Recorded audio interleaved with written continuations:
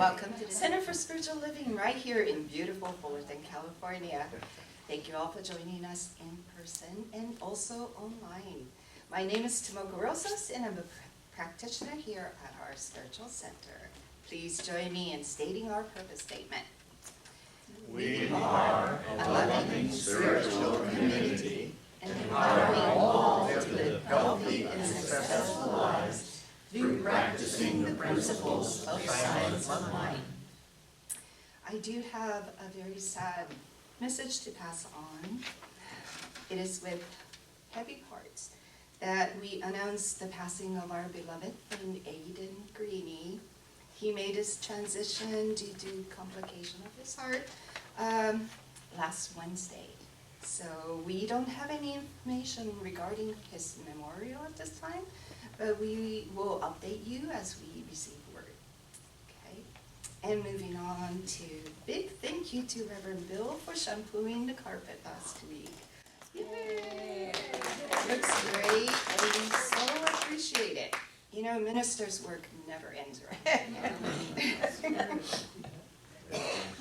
And big thank you to Carol Riseling and Deborah McMurray for presenting and providing lunch last Sunday for our Vision Board workshop. It was a lot of fun. And also thank you to Sally Stretler for providing the dessert. And I hope everybody had a good time, and please update us on the updates on your Vision Board. Okay. And part of the Open at the Top series, Reiki Healing Circle is today. After service, it's about 12:30 to 1:30, an hour. We'll see if we could contain it in an hour. If you can stay, please stay. It's done. It's offered at Love Service or Love Donation, so all is welcome. Mark your calendar and join us on Sunday, March 10th, and that is the weekend of the Daylight Savings Time. So please make a note. And that is the next on the series, the Astrology Workshop with Reverend Karen Bellistreri. And that's going to be after service, and the program has all the information. And many more workshops and other special events are coming up, so please stay tuned, such as guest speaker and music by Jamie Lula, that's March 24th, and bingo fundraiser, that's going to be in May. So. And I'm going to leave it at that. There's so many more things, but I'll just pass it on to Tommy.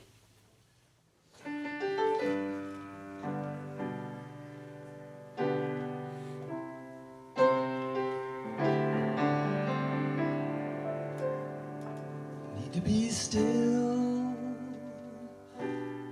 let God love me. I need to be still, God love me. When this old world starts to push and shove me, I need to be still and let God love me.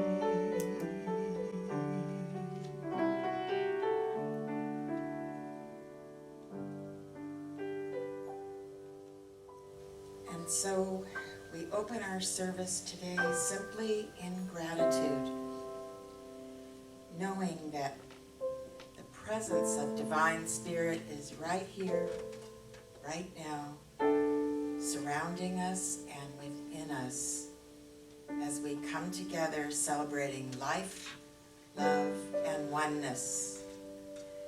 And we are grateful to share this service with those that are here and also with those that are at home.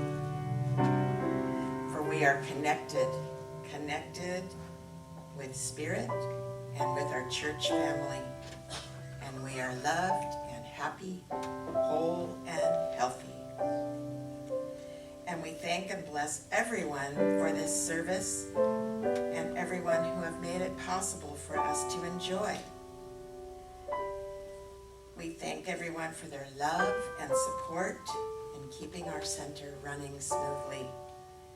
And I know that today our Reiki workshop will be a wonderful success. And we're thankful and bless our minister, Reverend Bill Salisbury. I know his message today will fill us with joy and inspiration. And I thank Father, Mother, God for this time we have together, and I know this service is perfect in every way. And in memory of our dear friend Aidan Greeny, I have an Irish blessing. May the road rise to meet you. May the wind be always at your back. May the sun shine warm upon your face. The rains fall soft upon your field. And until we meet again, may God hold you in the palm of his hand. We love you, Aidan. And so it is. And for my reading today, I've selected an inspirational story that I found in a Guideposts magazine. And this is written by a man named Bill Irwin, and he's a blind hiker. And this is his experience hiking the Appalachian Trail. For the 1000th time since I left Springer Mountain, Georgia, I asked myself, what in heaven's name is a 50-year-old blind hiker, his seeing eye dog, named Orient, and his good friend Dave? What were we doing hiking from Georgia to Maine on the Appalachian Trail? It's a grueling 2,143 miles of unforgiving terrain that defeats 90% of the through hikers who attempt it. And those hikers were able to see. We had come so far after 7 months of hiking, and we had 200 miles left to go. I couldn't wait to get home and stop hurting as I was a mass of scrapes and bruises. We hiked on toward our goal of 15 miles for the day, and suddenly we came upon the Piscataqui River, which was swollen due to rain and snow. And I could hear the roar of the rapids downstream. I unharnessed Orient and told him to swim to the other side, for he was a strong swimmer. And Dave and I linked arms as we inched into the icy water. But halfway across and waist deep in the surging current, Dave lost his footing and he went under. I could hear him sputtering and thrashing, and in an instant later, I was swept off my feet and sucked downstream. I bobbed to the surface, clawing at the water, and Dave and Orient managed to reach the shore and were yelling and barking at me. I was making no headway toward their voices, and I could hear the thundering rapids closer and closer.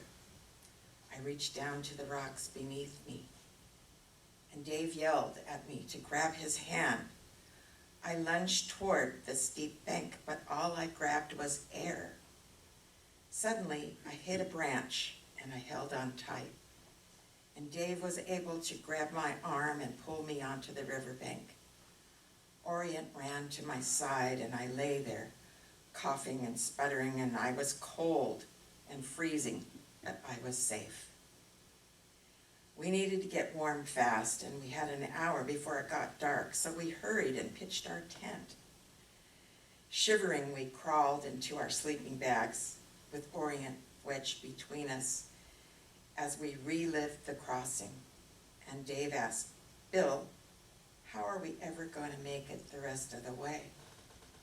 Well, I started thinking about how I ended up here in the first place. I had had 4 failed marriages, lost my eyesight, and I wasn't close to my children. The problem was my drinking and my selfish desires. But my life changed when my son entered a substance abuse treatment center and invited me to spend a week there with him in family therapy without a drink. By the end of the week, I realized I had to stop drinking or I would die. I also quit a 5-pack-a-day smoking habit and joined AA and made a Christian commitment. I asked God to give me a way to show my gratitude for my new life. And that night I had a dream of hiking the Appalachian Trail. And the dream came back night after night. So I realized this was my purpose. This was what I was supposed to do. Hike the trail and then tell people about my journey. But here I was, shivering in my tent, wondering if I was going to make it to the end. So I prayed, and I asked God, show me a way that I should know I should continue. Show me a sign. Suddenly, I stopped shaking, and an incredible warmth came over me. It seeped into my soul, on down to my frozen toes, and I knew I had to go on. 13 days later, we reached the end of the trail. News crews and family members and people from my church were all there to greet me. And I knew it was the love and the prayers of these people and many others that made it possible for me to become the only blind person to ever through hike the Appalachian Trail. I hiked as a handicapped person to show people what God can do with the power of His love, the love that guided me every step of the way. And now let us pray. And just knowing that there is one life, and that life is God, and that life is perfect. That life is my life right now. For the life of God expresses through each one of us, as us, continuously. And today I remember that I am never alone. I am never separated from my source. Spirit walks with me and guides me through any obstacles in my life. I know that I cannot fail. I know that I am one with divine love. And with a grateful heart, I release this prayer to the law, and so it is.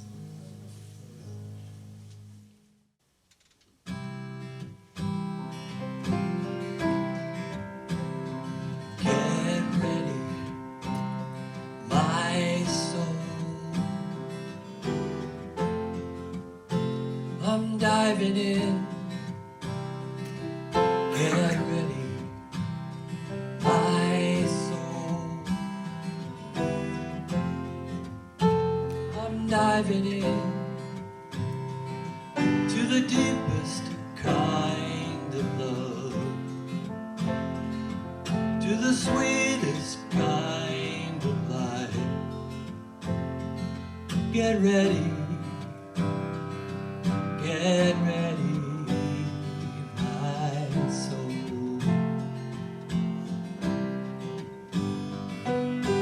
Everything I've ever done, everything I've ever seen, everything I've lost or won, everything I've ever dreamed has brought me here to present moment, here to a new beginning, here, and I'm seeing life so clearly now. Get ready, my soul. I'm diving in. Get ready, my soul. I'm diving in to the deepest kind of love, to the sweetest kind of life. Get ready, my soul. Get ready, my soul.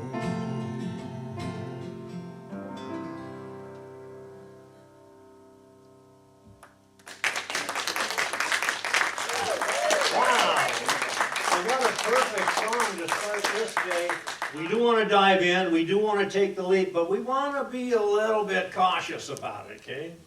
And of course, love is still in the air. I love that reading. You know, it was Mark Twain who said that love is the language the deaf can hear and the blind can see. So there are lots of things that we do need our vision for. There are other things we really don't. There are other things that we see whether our eyes are open or our eyes are closed. And sometimes we just have to take that leap. I have a prayer. Dear God, I have a problem. It's me. Because sometimes when I start like that, it brings everything a little bit clearer. If there's a problem in my world, in my life, chances are pretty good I've had a little bit of a hand in it. Might not have been all my fault, remember? But remember too, from last week, doesn't matter if it's my fault. It's my responsibility once it shows up.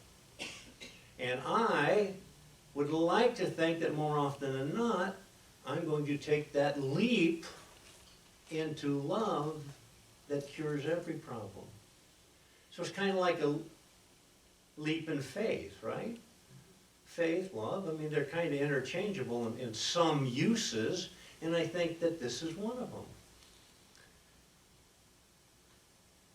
When we all know the feeling, if we're talking about romantic love, okay? I mean, we know the little beads of perspiration on our forehead and the palms of our hands and the palpitating of the heart, the butterflies in the stomach.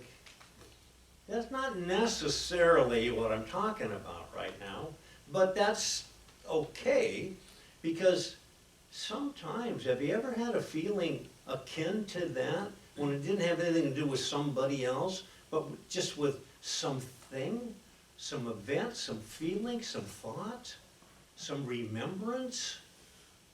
And those things can be brought on by anything, right? A sound can bring it on, a lyric from a song can bring it on, a musical note can bring it on, an aroma can bring it on. I mean, there's no telling what brings this on.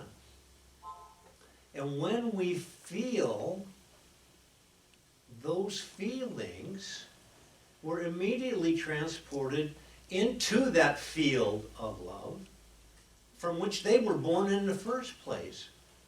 So we call it a field of possibilities, a field of potentialities, field of dreams, you know. If you love it, it'll show up. No, that's not how that story went. Yeah, all right. So, if you build it, sure. We don't have to build love. All we have to do is clear away all the obstacles that have built up around it in our lives. Yeah, there's a guy who has a book. His name is Leo Booth, and I believe him to be a Unity minister. That book is The Happy Heretic. And in this book, he talks about a gal who kind of had, like all of us, went through that experience, but she went through it in kind of a unique way, and she came out of it with kind of a unique look at it, and I think that her story can help us sometimes. And it turns out that she was a person who'd gone to church for years and years, because that's what they did in her family and her town and her age. And she kept being told how to be religious, how to live religiously. Problem is, by the time she got into like the 3rd or 4th grade, so what's that, maybe 9 or 10 years old, she came to the realization that all this talk about nice girls don't do that caused this immense grief in her. Because when she was 5, she had been molested by a neighbor. So now every time she heard all about this, that guilt got stronger and stronger, and she kept thinking, wow, one, God doesn't love me, and 2, God must not even like me, because God, He allowed this to happen to me. So she went to church only because she had, by that time, or young adulthood, he had got into the choir. And she loved singing, and that was a good expression for her. But her friends all kind of looked at her and kind of made noises like she was being maybe a little bit hypocritical, and that she was not being very religious. And what she said to them was, well, why are you judging me? And what do I do about this? And she said that she holds the church at arm's length. She goes, but she doesn't really get involved in it. And her friends are talking about how she's not believing in God, even though she's going to church. And she answers this way, yeah, to some extent, they're right. I don't get on my knees or read my meditation books or any of the other things I used to do, but that doesn't mean I have no higher power, that I'm not spiritual. I just say that my God is being remodeled, and I'm still looking at designs. And don't we do that sometimes when it turns out that that religion that we were, inundated with, encumbered with, introduced to in the early years, doesn't that sometimes need a little retrofitting? And when it does, there's only one way to do that. We have to take the leap. We have to be able to understand that in spite of things that have happened and appear to be troublesome at a deep, eternal, infinite level, with that divinity within us, they're not really that way. We can't harm anybody. Nobody can harm us.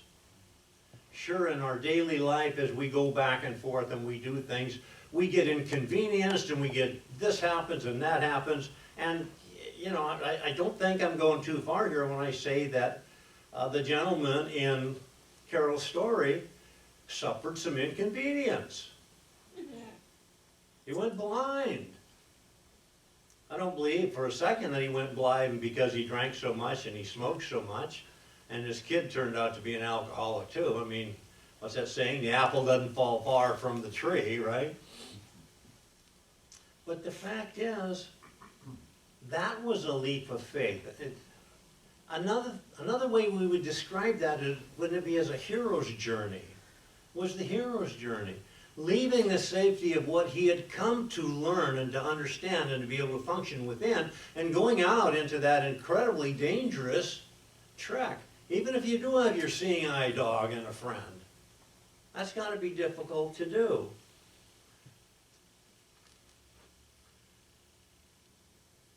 And he's out there, I don't know, looking for enlightenment. But it was not Adam who said to us, there is no enlightenment outside of everyday life.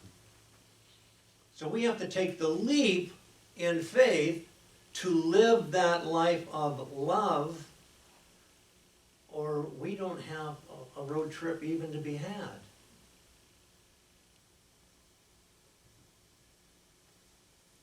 In this book, Perennial Wisdom for the Spiritually Independent, a book I recommend to everybody, this is a book that takes sayings from the Kabbalah, the New Testament, Bhagavad Gita, from Upanishads, from all the writings everywhere, and kind of meshes them together and shows similarities in thinking, because there are similarities in all the major religions and all the minor religions. I mean, there's so many similarities, but I like the part where he talks about the Tao. Okay, so Lao Tzu and the Tao Te Ching, and he says that Lao Tzu reminds us that Tao does not rule over us. So the love that we're talking about jumping into is not something that's governing us in the sense that we normally think of governing. If we allow it to, it will govern our lives, it will direct us, it will lead us, it will put us on that path that we want to be on in order to enjoy all the bounty of life that's here for us. You know, we sometimes don't want to dive in or take that leap into love because, well, we've been scared. We've been hurt. We've been harmed.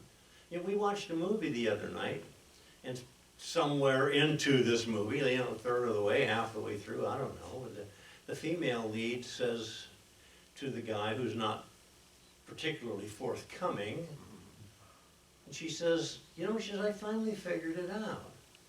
It's not that you're cynical, it's that you're being protective. By the time we get to be adults, we're being protective.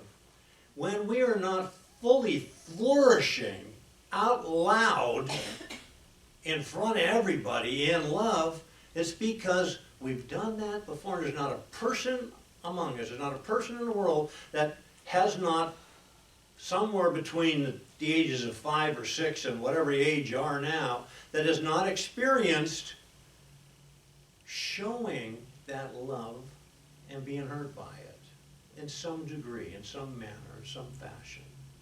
So we get a little bit nervous, and we kind of wonder, do I want to put myself out there 100%? Is it safe? Can I live my life in love in front of God and everybody and do it safely? But I just got to tell you, we all at one time or another get into a car, take a drive, or we get onto a train, or on a boat, or on a plane, and we travel somewhere. None of that's safe. There's no 100% guarantee that we're going to be safe in the car, on the train, in the boat, in the plane. But we get in it 100% anyway. We don't leave part of ourselves out there. I mean, you can't do that. We get into that vehicle 100%. We can just as well get into this vehicle, this vessel called love, 100%. And most of the time it's going to work out for us. And if it doesn't, guess what? That was something. Nothing comes to us that's not for the good of our soul. There's no event, no circumstance, no occurrence that comes to us unless it's something we need to have. So we're 100% safe, going 100% into love, 100% of the time. We just have to stop being so reluctant because of our fears of what's gone on in the past for us, maybe. Wow. I didn't get any, none of that came from the Tao, but let me get back to this, because this was something I wanted to talk about. It said, there's no abeyance to Tao, no worship of Tao, only wise participation in Tao. And I think we can substitute love for Tao. We're free in it, we're safe in it, we're secure in it. And you know, another thing that Lao Tzu said too was, being deeply loved by somebody gives us strength, and loving somebody deeply gives us courage. And you think about that. We are stronger when there's somebody loving us and we know it, and we're more courageous when we're doing something out of love for somebody. We'll do things that we're afraid of doing, do things we're nervous about. Well, guess what? We've been put here by a life principle, by a creator that could only have put us here because of love of itself, of us, of its creation, and our fundamental working in this environment is all safely due to that love. And love entails kindness. Isn't that another substitution we can make? Love, kindness.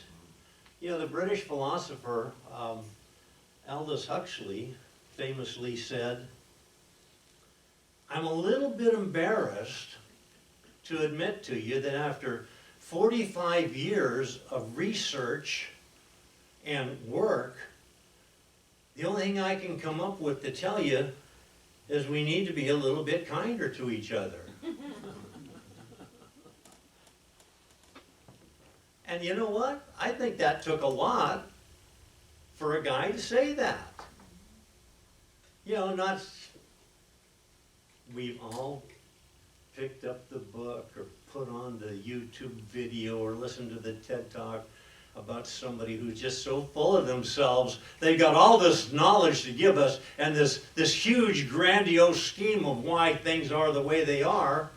And then a little while later, when our common senses begin to analyze that and work it over, we come to realize, yeah, pretty much that was just a bunch of hogwash. Here's a guy who says, forget the hogwash, be kind to each other, love each other, live in love, and that's the way you're going to guarantee satisfaction in this plane. Oh, in the Unity Classic Library book, Keep a True Lent, Charles Fillmore said this. He says, many persons wonder why they do not develop divine love more quickly. But let me go back just to say this. We had fully developed 100% divine love when we were put here on this planet. We just allowed it to get undeveloped over time, okay? But he says, here's the reason. They make walls of separation between the religious and the secular, between the good and the bad.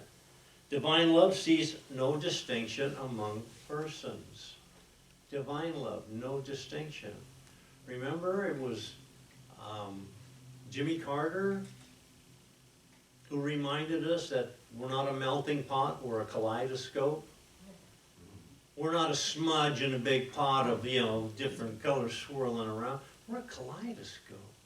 Different colors, different cultures, different languages, different thoughts, different views, different visions, different wants, different needs. And yet,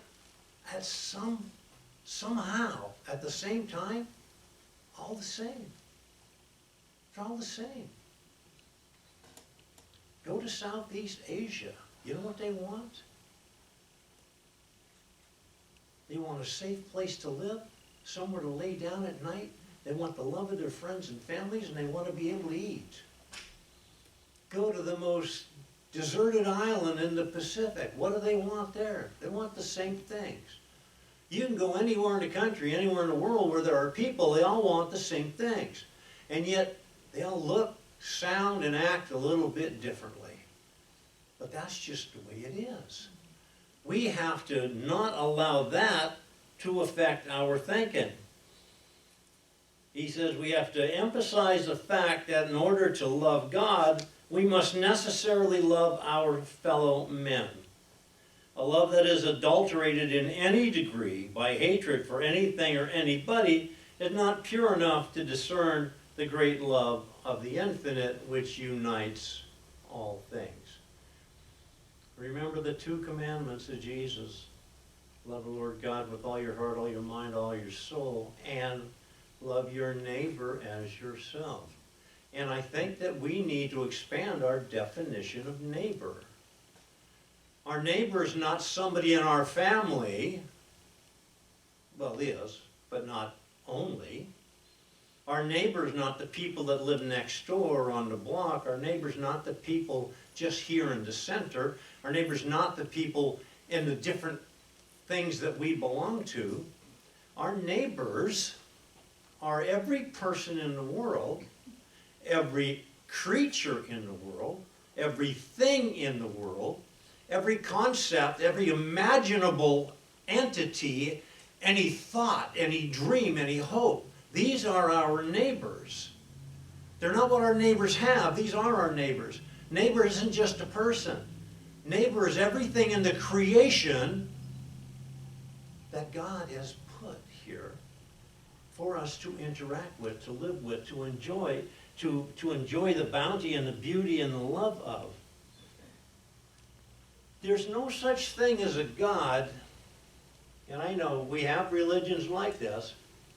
There is no such thing as a God who at the end of our days is going to look us over for diplomas and medals and certificates. Ain't happening. There's only a God that's going to say, welcome back, my love. Welcome, soul. I hope you enjoyed everything I provided for you during your tenure there on earth. And in his book, The Silence of the Heart, Paul Farini says this, because, let me preface this a little bit. When we are experiencing love, when we recognize it, when we accept it, when we surrender to it, and as we advance within it, within ourselves, that is the Google definition of grace, is it not? We're living in the grace of God. And he says, so you begin to understand that grace comes and goes. Ooh, wait a minute. Bill, did you really read that out loud? Alignment happens and is lost. Oh, God. But only temporarily. Because you know how to reestablish the connection. You know how to re-enter the dance. You know how to get back in love, experiencing that every day. It's because we know that we are that love. We are that iteration of God. We are that golden thread coming down from the divine, making us what we are. And he goes on to say, do not withhold your gift from others. You heard the expression, if you got it, flaunt it. I champion that expression, okay? There's lots of things I don't got. But I'm going to say, if you got it, you need to flaunt it for the benefit of us, for the benefit of me, for the benefit of everybody. You have to share your gift. Why have a gift if you don't share it, if you don't show it to the world? Do not make the mistake of thinking that you have no gift to give, because we all have a gift. But don't compare your gift to the gifts of others, or you may not value it sufficiently. Ooh. So in the midst of sharing our love, in the midst of forgetting this socially constructed thing called race or culture or all of that, forgetting, and remember, that's man-made. Man-made. Love is God-made. It's God ordained. And it's ours. And that's what we want to give our attention to, give our energy to. And when we do that, we are taking that huge leap. We're taking a leap, but it's coming back to us in spades, as they say. It'd be like winning the lottery. When we realize how fortunate we are and how rich we are in terms of community, that's like winning the lottery, isn't it? So, let's just stop right there and let's just know this together. Let's just know in this thing called life, in this world, we have no need to fear taking that leap or diving in, because it's a pot of gold at the end of the rainbow that we're diving into. When we take that leap, it's not to fall, it's not to flail, it's to soar. It's to spread our wings and get that view from above, that glorious, overarching view where we see everything for what it is, where we see that this community is worldwide, where we see that everything works into this integrated whole, that there is nothing left out, there is nothing separate. There is nothing sacred as opposed to just banal. It's all sacred. It's all sacred when we are in love with this world, when we are in love with life, when we understand how that life principle works. And for this, I am just so happy. I am so grateful. I just let it go into that world that is mine to experience on a daily basis. I let it go and manifest and grow and become clearly that world that I want to live in. And I also let it go into that divine law, into that spirit of the law, knowing that it can only answer yes to my every demand. I let it go right now. I know it is so, and so it is. Well, this is our opportunity to show our thankfulness, our gratefulness, and to give from ourselves. We know that all of our good comes from that one source, God, and for this we are eternally grateful. So let me just take a second on behalf of the Board of Trustees and the Practitioner Corps and all of us at this Center for Spiritual Living to say thank you, thank you, thank you for your continued support, and thank you for your support at home also for those who are not in the sanctuary. Let's just know that we bless these gifts, these ties, these givingness from the heart, knowing that they are given in no strings and no conditions, and do their good work in this world. And so it is.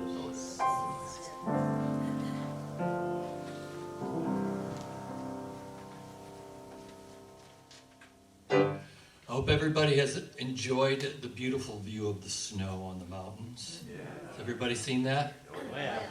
Statistically speaking, I guess February is the wettest month here in beautiful Southern California. And it looks like we're going to get some more this week, but I have another way of looking at this. No.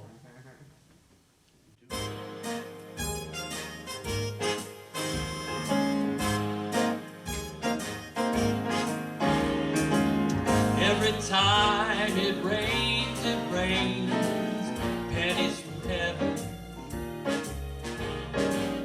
Don't you know each cloud contains pennies from heaven, and they add up. You'll find your fortune falling all over town. Be sure that your umbrella is upside down. Trade them for a package of sunshine and flowers. If you want the things you love, there must be showers.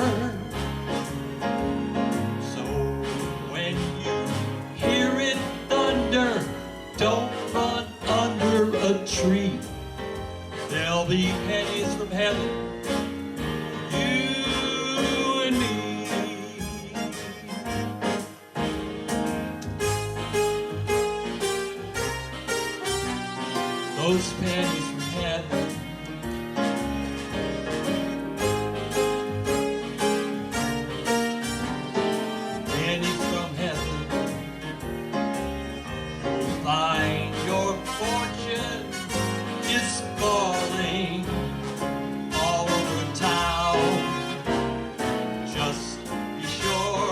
that your umbrella is all the way upside down. Trade them for a pocket of sunshine and flowers. And if you want the things you love, there's gotta be showers. So when you hear it thunder, don't run under a tree. There'll be pennies from heaven for you and for me.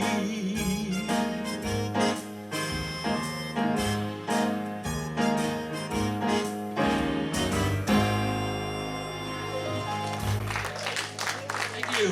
All right, Tommy Positino. Nice. Oh, let's have everybody stand up.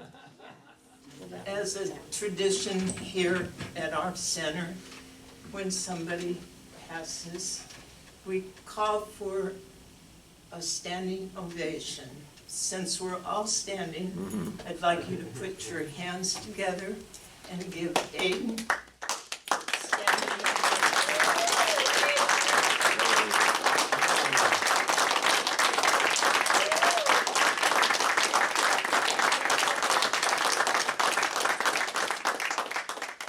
All right, now,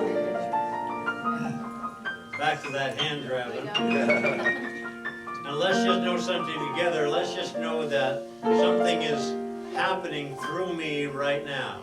Something wonderful is happening through me right now. It's this thing called love. It's this thing called love. It's this thing called life It's this thing called life that goes on forever. that goes on forever. We are eternal beings We are eternal beings in whatever form in whatever form. our divinity is forever. Our divinity is forever. I'm happy for this. I'm happy. I'm aware of this. I'm aware of this. I live as if this were true, I live as if this were true. because it is. Because it is. Thank you, God, in me. Thank you, God. Amen.